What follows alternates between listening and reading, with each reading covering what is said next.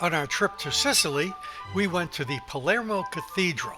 The cathedral is a church dedicated to the Assumption of the Virgin Mary. There is a statue of Santa Rosalia outside the Duomo because she is the patron saint of Palermo.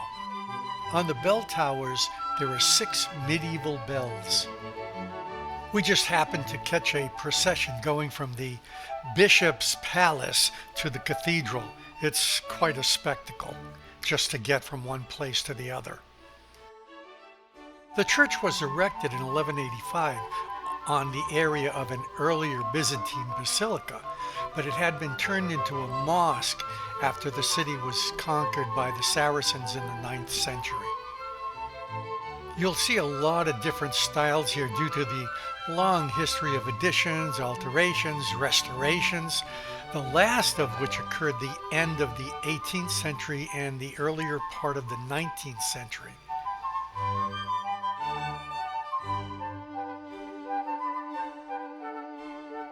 Inside not just this cathedral, but throughout Europe, there are so many different styles, and some are similar and some are totally different. It's hard to try to describe them all in a video. It's just better to show them, let people see them. But what's really amazing in these is that even in some of the smallest churches in some of the most backwater places, you can find works of art by the masters from before they were the masters.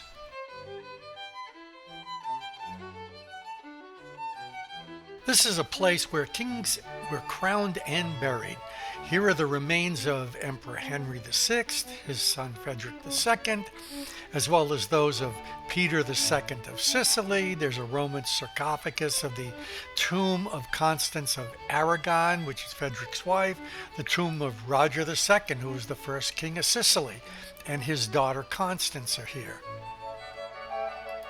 In this cathedral, you're actually allowed to go up the stairways onto the roof, and there's some great views from up there. You can see in one place that there's an open square that used to have a building that now commemorates the death of some 200 people who were killed during an Allied bombing during World War II, and the nameless dead are buried there. But somehow this cathedral itself was virtually untouched by the hostilities. It's hard, but you have to keep in mind that when you visit these places anywhere in Europe, they had a long and bloody history that you can only hope will not happen again.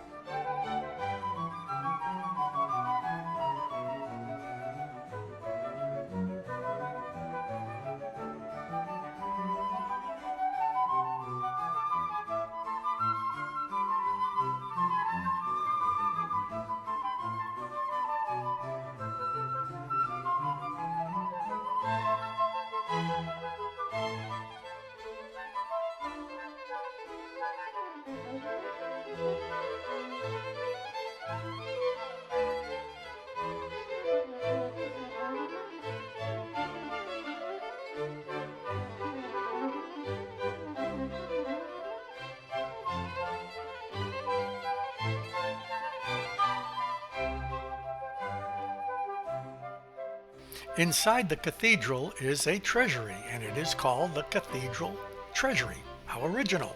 And it contains goblets, vestments, all the trappings of the priests and bishops that have been there. And there is a crown that belonged to Constance of Sicily. There's also a golden tiara that was found in her tomb in 1491. What they were doing in her tomb, and who knows?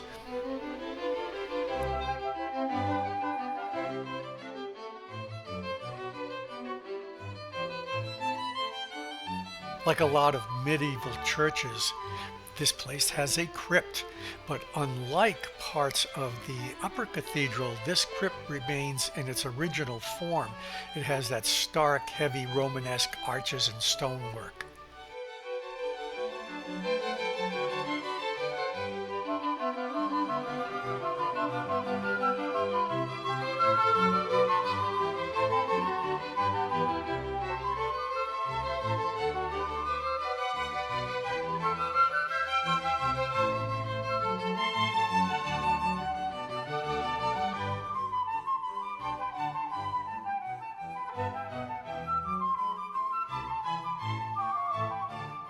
I have always been amazed that there are always signs of the zodiacs at so many places of worship in these Christian churches.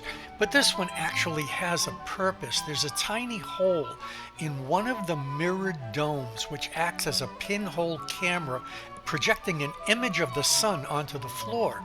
And then there's a bronze line on the floor running north-south.